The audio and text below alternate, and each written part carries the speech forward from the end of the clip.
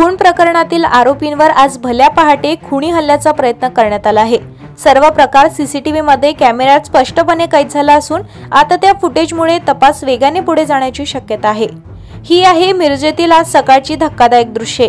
समोर दिसत आहे खून प्रकरणातील आरोपी आणि अचानक मागून येतो तो हल्लेखोर। हातात धारदार शस्त्र आणि थेट आरोपींवर हल्ला करण्याचा प्रयत्न, पण सतर्कतेमुळे गंभीर अनर्थ टळलाय।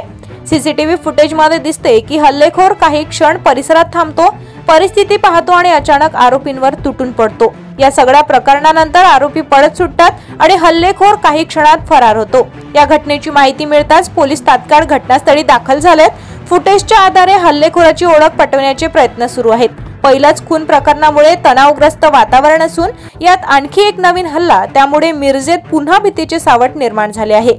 या प्रकरणाचा तपास कोणत्या दिशेने जातो, हल्ला का करण्यात आला, यामागचे सूत्रधार कोण, हे सर्व प्रश्न अजूनही अनुत्तरित आहे। पोलिसांनी सुरक्षा वाढविली आहे आणि आम्हीही या प्रकरणावर लक्ष ठेवून आहोत।